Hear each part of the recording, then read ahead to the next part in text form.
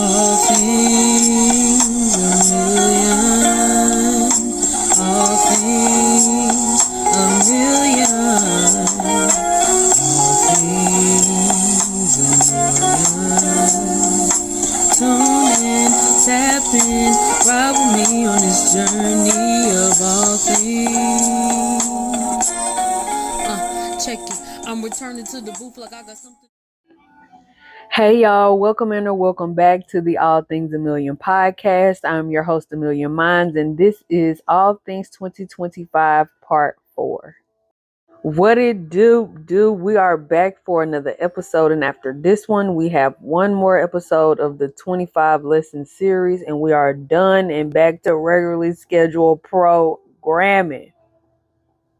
Y'all, can I just say that I am so grateful to be in such a good headspace? Like, work has been chilled. I paid some bills, and the Uber drivers have been nice. Y'all, I met a guy from the West Coast, and I instantly knew where he was from because we was talking. He said something. He was like, "And right here," and it was how he said that here. I was like, "Yep."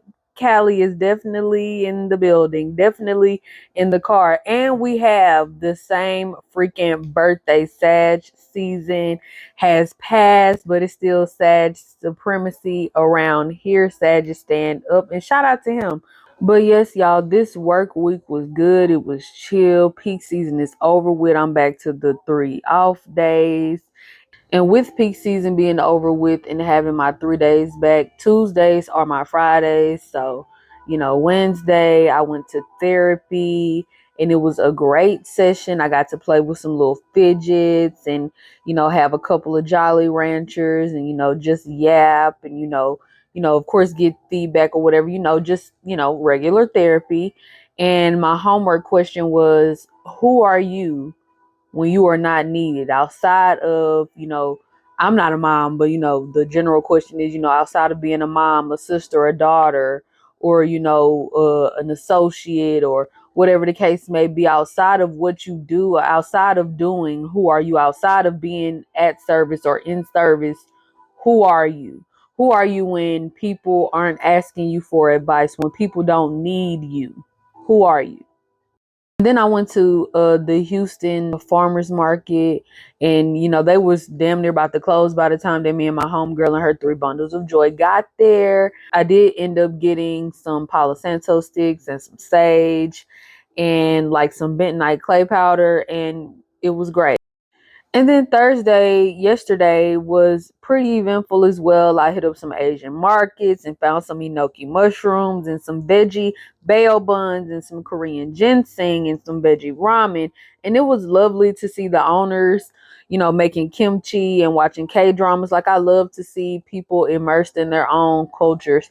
You know what I'm saying? Not saying that you can't be immersed in nobody else's culture, but, just seeing people be authentic and, just loving what they doing, loving what comes of their culture, and not being ashamed of it. And then it also smelled great in there and the energy was great. And then we hit up this thrift store called Oddities Thrift Store and More in Bossier City. Shout out to Mel. I got a book, I got some crystals, some African American figurines, which I am a sucker for because you don't see them often. So when I see them, I grab, and I've come to the understanding in recent years of why my mom was so upset when we broke her figurines from back in the day, because they are so far in between and they're like, keepsakes. I ended up getting a bracelet, and then I seen some other pieces of jewelry that I was like, ooh, I want that. But then I was like, you know what? I didn't pay my bills, pat myself on the back. I didn't treat myself already. Let me get up out of here.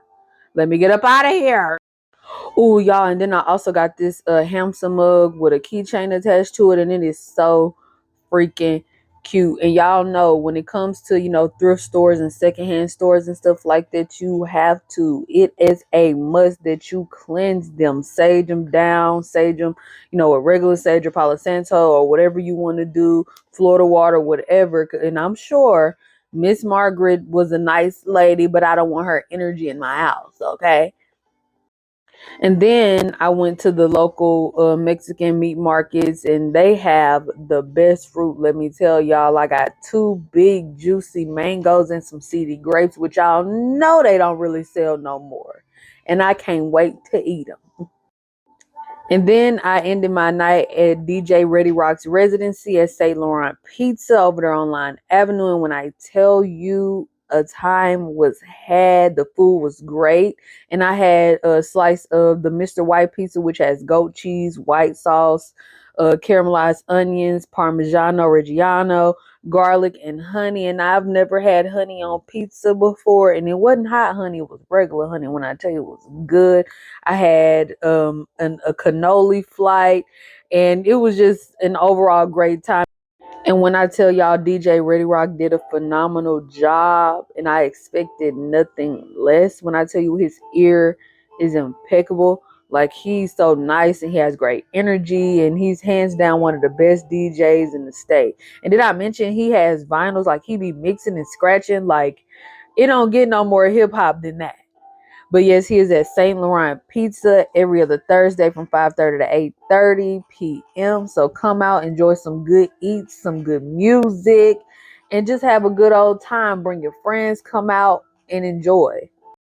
And speaking of good music, let's get into the album of the week, which is Cabin in the Sky by the amazing De La Soul. And before I get into this album, rest in peace and beats to True Goy. Y'all, when I say he is so handsome, y'all, when I say I had a crush on him growing up and I wanted my haircut just like his from the Me, Myself, and I video, like when I say it was so fly, to me, I wanted it so bad. But of course, my mom was like, girl, bye. Girl, bye. But anyways, De La Soul's newest album, Cabin in the Sky, actually pays homage to their late member Trugoy, and it explores themes of life, death, joy, pain, grief, and legacy. And with features from artists like Killer Mike, Nas, Bilal, Black Thought, Slick Rick, Common.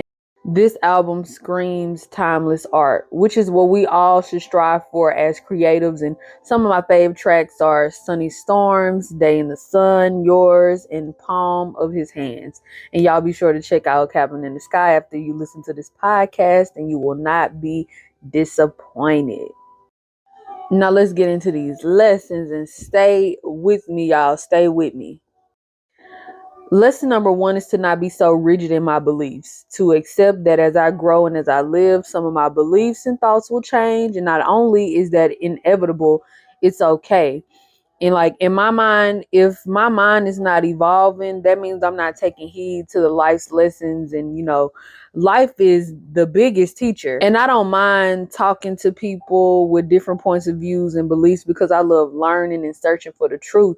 And it's not always about like debating or trying to win an argument or persuade others um to think the way that you do or think the same as me. Like, I want to understand, I want to understand, overstand, or whatever y'all want to call it.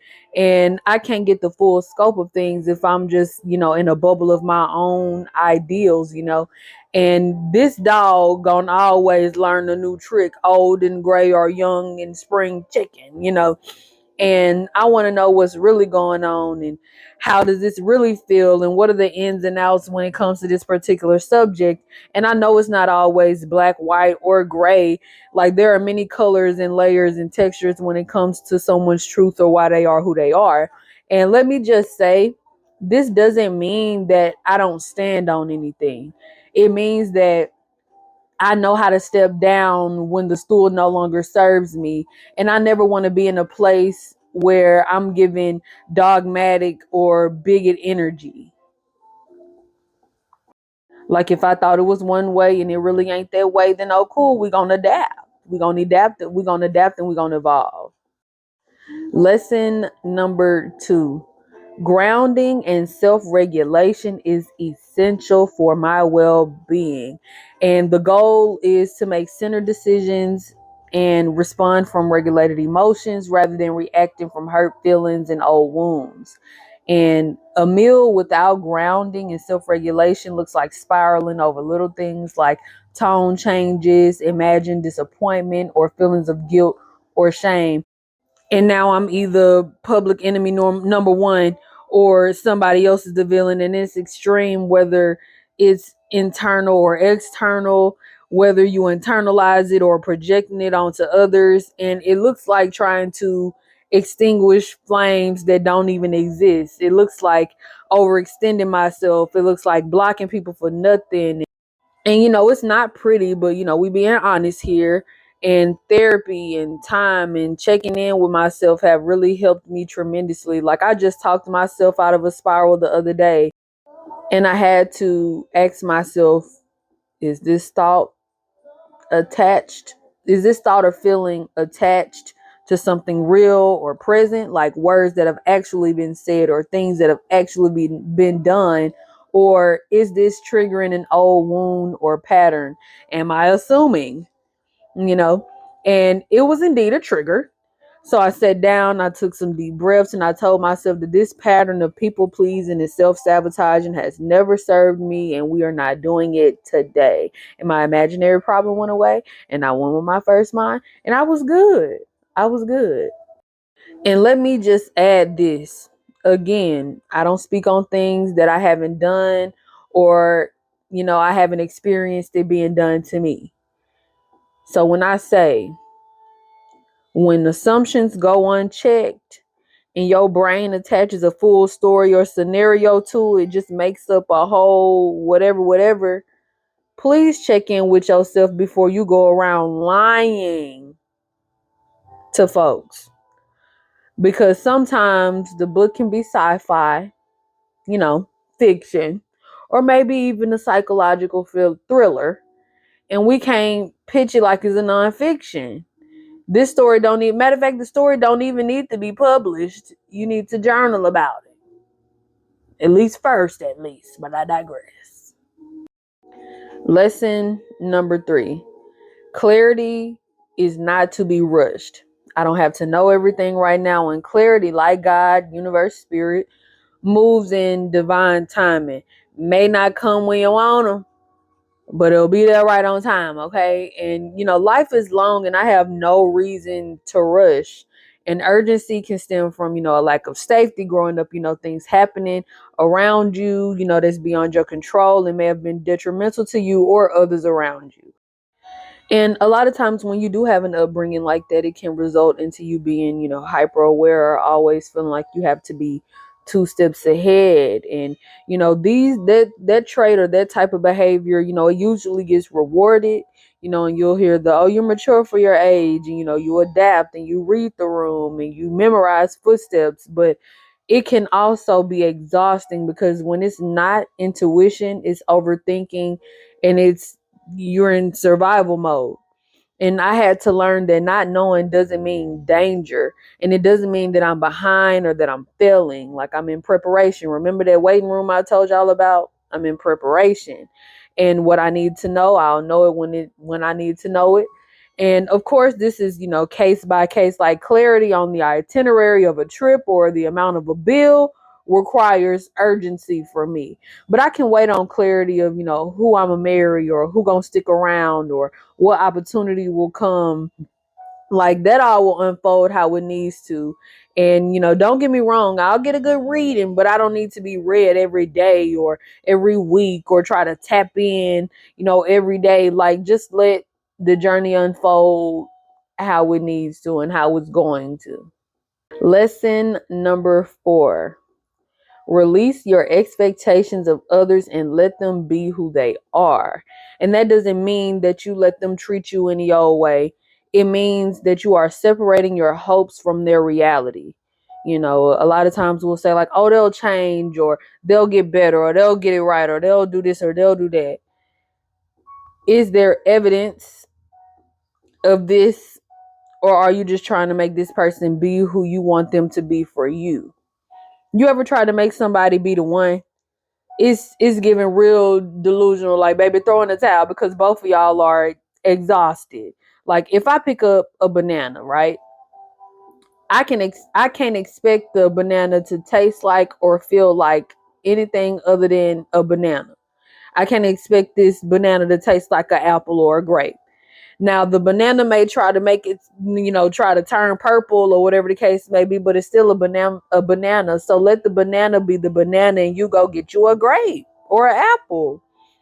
It's kind of like let them let me theory, and it's not fair for me to have these expectations of you, right? But I also have a right not to fool with you because of who you are or how you choose to operate, and that is okay, and it's vice versa. Like, I'm not trying to change anyone. And I forgot who I heard this question from, but it was if this person was to stay the same 5 years from now, would you still want to be in this relationship with them? And you just go from there. And that's just that on it. In the last lesson, don't be overly involved in people's lives. They're your friend or your family member, and they are not your client. You're not responsible for fixing their messes or getting them out of shit or carrying their burdens. Like, that's not your responsibility. Everybody has to do their own work. And if you feel like you're getting upset over their situation more than they getting upset over their situation, it's time for you to pull back and check yourself. Like, you have to let folks, sometimes you have to let folks touch that stove and get burned. That third-degree burn gonna come with some wisdom, I promise you that. And you also have to know when you are being a catalyst versus enabling them. Being a catalyst is supporting and showing up and listening and giving advice, dropping a gem here and there or whatever the case may be. But when it gets to a point where you are sacrificing your peace or putting yourself in danger, you got to reel it in. Example, you have a friend that can't keep a job. They high-headed, they quit easily, attitude bad, whatever the case may be. You help them get other jobs and gigs and refer them to people, and you might take them, to their interviews and help them with their bills or whatever the case may be. But by that third pink slip, something got to give. You got to let them figure it out. You got to let them touch the stove. You got to let them learn their lessons. You can't step in the way of that. You can't step in the way of that, because then you'll be enabling them and they won't grow. And then you'll forever be their caretaker. And we ain't got time. We don't have time for that. Man, that last lesson was something else to learn when I tell you. But I hope y'all enjoyed today's episode like I did. Subscribe to my YouTube channel, like, share, and leave a comment, and share with a friend. Follow me on all my socials, link down below. Tune into the All Things a Million podcast on Spotify as well. And if you're listening on Spotify, do me a favor and answer the poll, and I will catch y'all in the next one.